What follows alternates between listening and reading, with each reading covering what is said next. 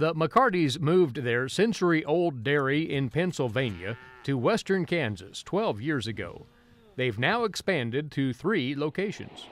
The oldest is the one here where the plant's located at in Rexford. We milk about 2,100 lactating cows here.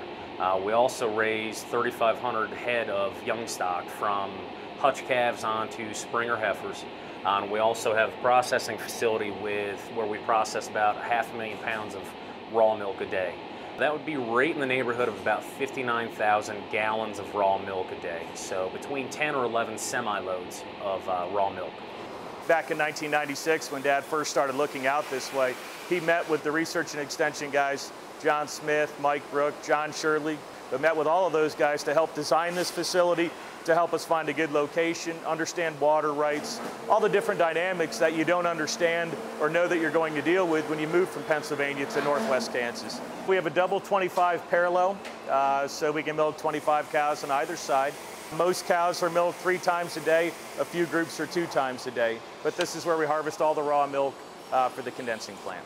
We have 7,000 cows total across 3 facilities. This particular facility, we milk about 2,100.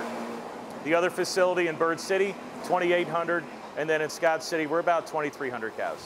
With a business that large, it takes a lot of employees. Total full-time staff would be about 102 employees. The majority obviously are comprised on the dairy side, and there's 18 full-time staff here in the plant.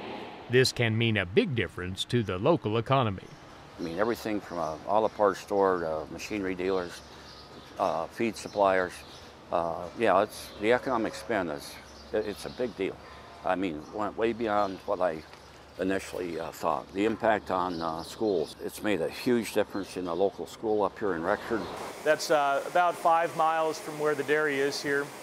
The amount of students that we've contributed to that school, they've actually seen an increased enrollment, which is very unusual in western Kansas. We didn't understand the impact that 20, 30, 40 kids would have on a local school district. But now it's something that we're acutely aware of. It's the driving force behind a lot of the decisions we make. We can't, as a business, survive and grow and prosper if we don't have towns to support us with. Our employees need schools for their kids to go to school in. We need houses for them to live in, businesses to patronize. Without these towns and without these communities, our business is not sustainable. So we have to ensure that they're going to survive for us to survive. Without the local communities or Rexford, the school systems, that would make it so much more difficult for us to retain good employees. You know, they are part of the community just as we are. It's very important that everyone is aware of what we're doing and can help contribute to what we do on a day-to-day basis. We want to build good relationships, long-term ones, all the way from business deals to just social opportunities. But that's been very satisfying. Plus, we get to do what we enjoy, which is pretty cool in itself. You know, I don't wake up and go to work every day. I get to wake up and go to the dairy, so there's a difference.